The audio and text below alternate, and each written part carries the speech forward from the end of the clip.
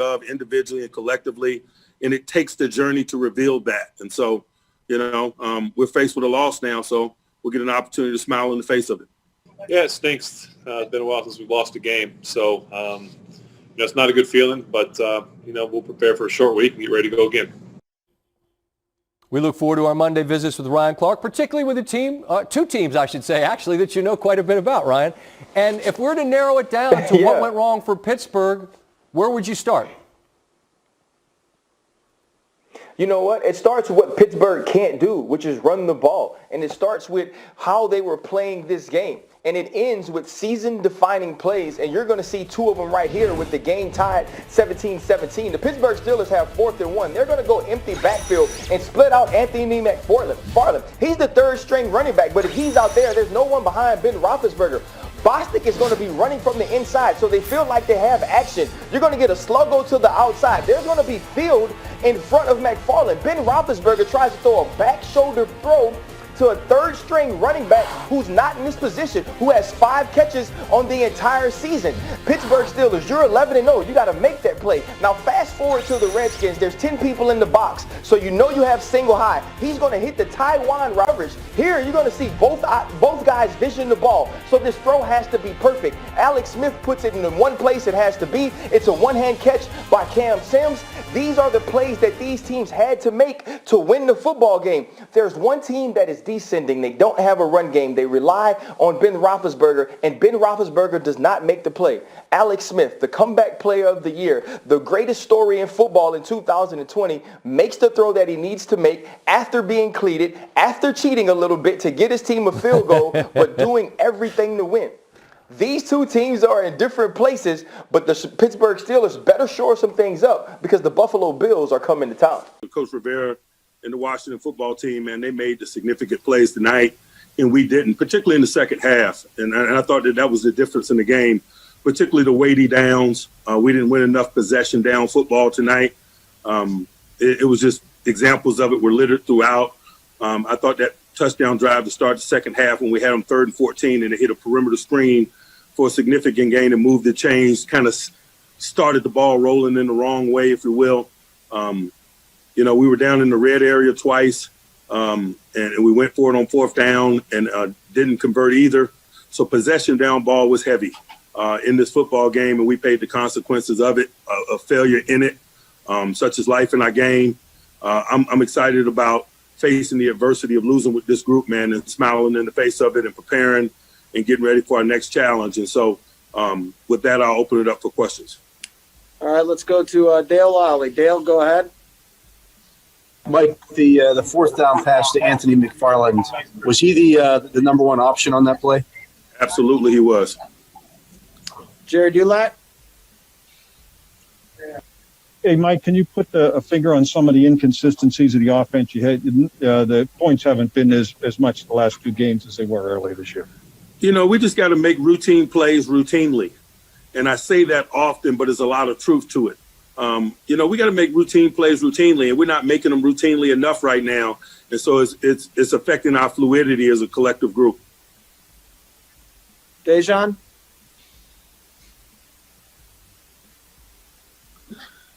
Mike, what's your level of confidence in the running game right now? You're calling there's pass plays being called on a lot of 3rd and short, even 4th and short. I'm just worried about us fluidly moving the football, whether it's run or pass. We move it how we choose to move it. The way that we chose to move it tonight wasn't fluid enough for us to have victory, and particularly in the moments that you mentioned. Brooke Pryor? Mike, is there any amount of weight that's lifted with the undefeated season, that streak being over? I know you said you guys like to learn after losses, but can you learn even more, or learn after wins? Can you learn even more after a loss like this? Hey, we step into a stadium each week with intentions toward winning, and so our intentions will be the same next week. We just live one week at a time. It's not a collective for us. Joe Rutter? Yeah, Mike, you talk about routine plays. Would some of those drops be characterized as routine, and how concerning is that? A lot of them be characterized as routine. Mike Pizzuto? Mike, why are you excited to face adversity with this group? Because, man, different different points along the journey, you get a chance to learn about yourself, who you are, what you're made of individually and collectively. And it takes the journey to reveal that. And so, we're faced with a loss now, so we'll get an opportunity to smile in the face of it. Mark Caboli. Hey, Mike, they were having a lot of success in the second half with the running back out of the backfield. Can you put a finger on why they were so successful? We just weren't tight enough, and you got to give credit to those guys, but we weren't tight enough. We just, particularly as some of the injury things set in, just the communication and stuff on the defensive side of the ball got a little scattered. We got to be better. Along those lines, Joe Hayden had a concussion. Robert Spillane had a knee injury that's being evaluated. All right, last one. We'll go to Ray Fittipaldo. Ray? We're getting to that point of the season when you've got to be sharp in all areas and your whole team and both sides of the ball and all that stuff. So there can be all kinds of distractions and changes of this, that, and the other. But at the end of the day, we've got to go play good football. Brooke Pryor?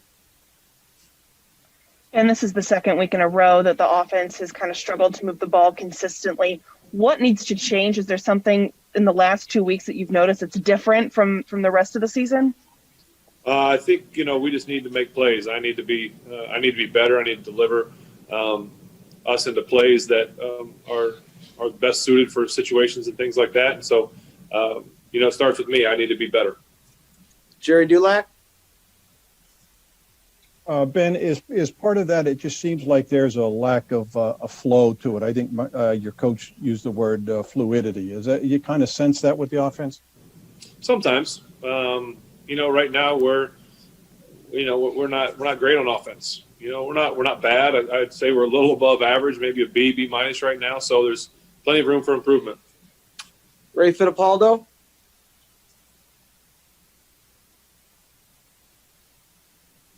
And how comfortable were you with the wheel route to McFarland, and did that play work in practice when you ran it this week? It's a good play. I think the thing that hurt us the most was they were running the guy out there late to cover him, and so sometimes you want that guy to be set to see what's going on, and I have to deliver a better throw. Ant ran a great route and gave us a chance, and it's on me to deliver the throw. Will Graves? Ben, being difficulty in short yard situations, it's become a trend lately. Sort of what needs to get better in those areas? Well, if I had those answers, we wouldn't have issues, I think. So I don't know. It's frustrating. We need to be better. Jenna Harner?